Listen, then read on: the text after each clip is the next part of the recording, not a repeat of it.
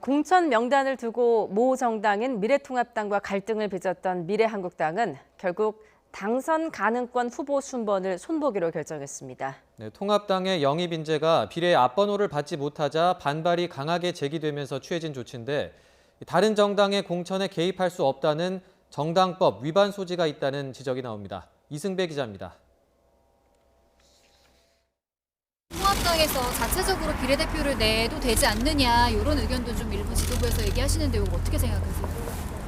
가능합니다. 불가능하지 않습니다. 미래한국당의 공천 명단이 알려지자 미래통합당은 황교안 대표까지 나서 즉각 반발했습니다. 통합당의 영입 인재들이 대부분 당선권 밖에 배치된 탓입니다. 결국 미래한국당은 이틀 만에 5명 이상의 후보를 다시 심사하겠다며 공천 명단 수정을 결정했습니다.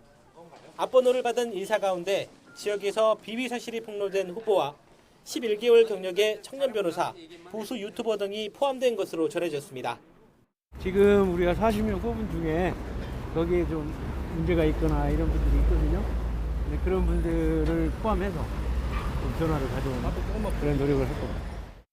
이들이 배제되거나 뒷번호로 조정될 경우 그 자리는 통합당 영입 인재들로 채워질 가능성이 큽니다. 대표적으로 윤봉길 의사의 손녀인 윤주경 전 독립기념관장 등이 거론됩니다.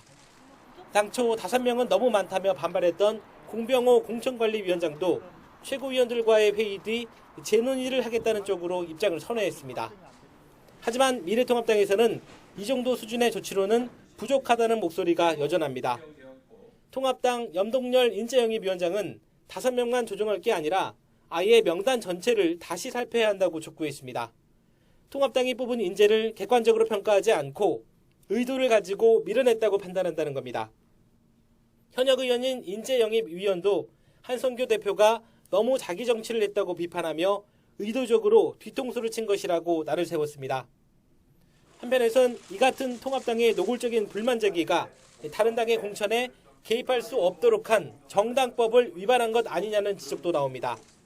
통합당은 어떤 행위를 개입으로 볼 것인지는 해석의 여지가 있다며 특정 후보를 넣어달라는 것이 아니라 의견을 전달한 것뿐이라며 책임을 피해갔습니다. 개입을 한다고 해서 우리가 표결권 가지는 건 아니잖아요. 우리 당에 영입한 인재를 넣어달라 이렇게 요구하는. 우리들의 의견을 얘기를 하는 것은 의견 개진은 충분히 할 수 있잖아요. 정점으로 치닫던 갈등은 미래한국당이 한 발 물러서며 수습 국면으로 접어들었지만 선거인단의 찬반 투표까지 거친 공당의 공천 명단을 손바닥 뒤집듯 바꾸려는 시도는 오점으로 남을 수밖에 없게 됐습니다. YTN 이승배입니다.